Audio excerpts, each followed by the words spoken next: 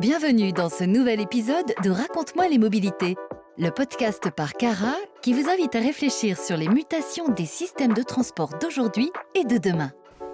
Bonjour à tous et bienvenue dans ce nouvel épisode de Raconte-moi les mobilités. Aujourd'hui, nous allons parler formation et hydrogène. Je suis Elisabetta Cherny-Cheva, chargée de mission compétences chez Cara. J'ai le plaisir d'accueillir à notre micro 3 personnes qui œuvrent pour développer la formation autour de l'hydrogène. Jean-Baptiste Balif et Louis Guillaume, respectivement directeur et chef de projet de la Symbio Hydrogène Academy, et Denis Rennes, directeur opérationnel du campus des métiers et des qualifications d'excellence automobilité. Bonjour à tous les 3. Bonjour. Bonjour. Bonjour. La mutation des modes de transport, la transition énergétique, pour les accompagner, il faut de nouvelles compétences et de nouveaux métiers voient le jour. Il faut donc pouvoir former les élèves, les étudiants et les professionnels. Parmi les modes de transport du futur, on cite souvent les mobilités hydrogènes, qui font la promesse d'une mobilité zéro émission. Symbio, spécialisé dans la conception et la production de la pile à hydrogène, a rapidement identifié ces nouveaux besoins en compétences. Et pour y répondre, est née la Symbio Hydrogène Academy. Je me tourne vers Jean-Baptiste, vous en êtes le directeur. Pourquoi mettre en place une académie pour former sur les sujets hydrogène ? Quand on travaille sur un sujet pionnier comme la pile à hydrogène, la question de la compétence est forcément centrale.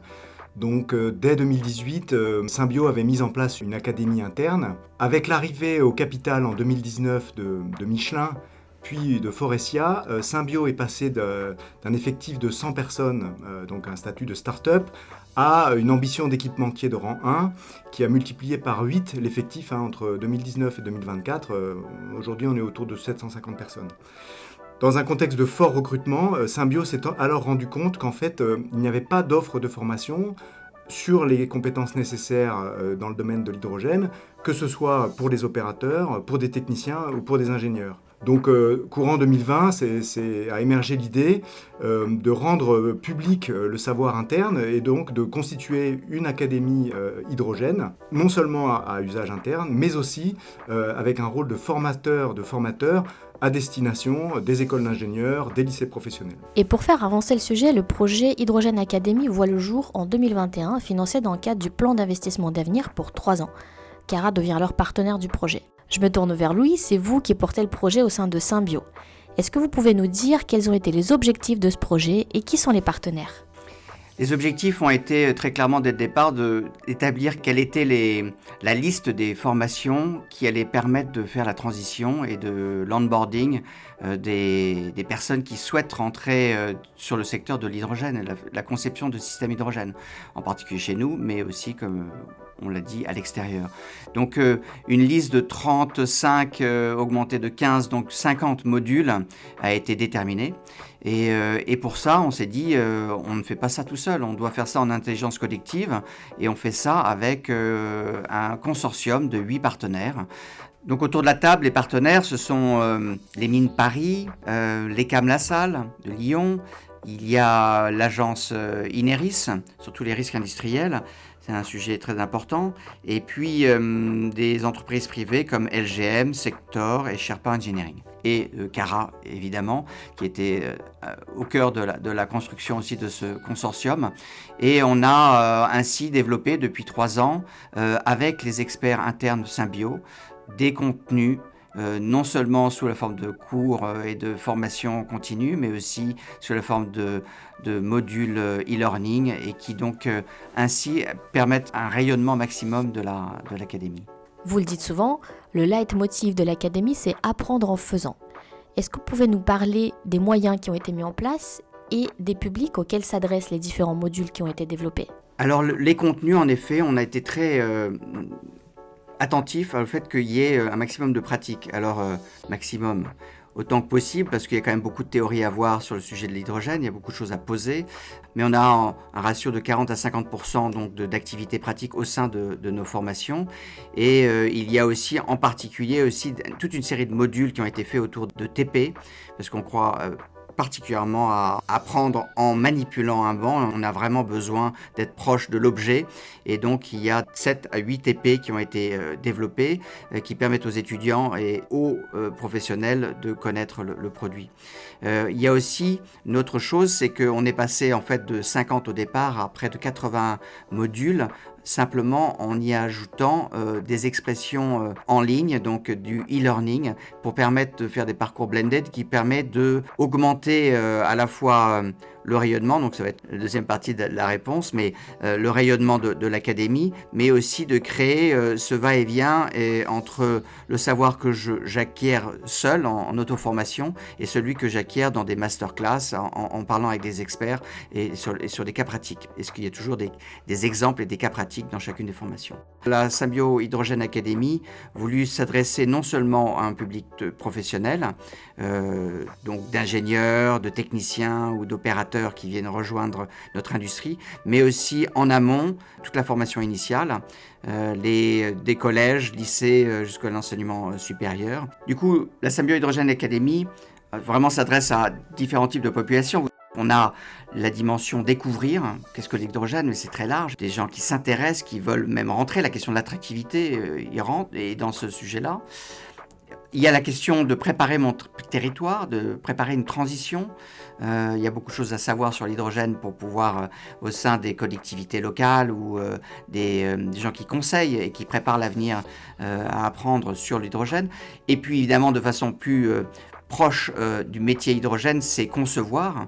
Il y a des formations qui touchent directement la conception des systèmes, et puis une population très large et qui va se développer, c'est je travaille en situation avec des hydrogènes, avec des systèmes hydrogènes, et là j'ai aussi besoin de savoir un certain nombre de choses. Donc vous voyez que la liste est longue, et les populations qui vont être touchées, le nombre de personnes qui vont devoir être formées est importante. Peut-être un rapide exemple pour illustrer ? Concrètement, la mobilité hydrogène, c'est conduire une voiture, c'est conduire un bus, un camion, des vélos, des trains évidemment.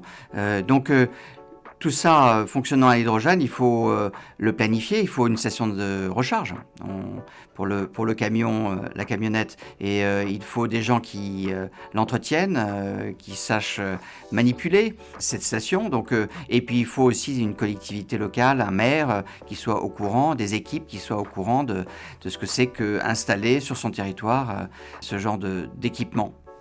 Cette offre de formation, finalement, elle peut intéresser des publics très différents. Et d'ailleurs, pour notre part, Cara, nous avons voulu nous adresser plutôt aux élèves. Alors nous avons mis en place une plateforme de découverte des métiers de l'hydrogène qui sera bientôt disponible sur notre site. Et pour aller encore plus loin, ça a déjà été évoqué tout à l'heure, le projet a aussi facilité la formation des enseignants. Denis, je me tourne vers vous, vous êtes à la tête du CMQE Automobilité et vous œuvrez pour intégrer les établissements dans ce type de projet. Du côté de la formation initiale, comment est-ce qu'on amène l'hydrogène aujourd'hui ? On est complètement dans l'ADN campus des métiers qualification, CMQ. Notre première vocation d'un campus, c'est de faire la passerelle entre le monde professionnel et le monde de la formation. L'expertise métier, à l'échelle professionnelle, elle est dans ceux qui font. Donc il est très, très important pour nous d'aller écouter en prospective des compétences les besoins pour former les futurs salariés de l'entreprise.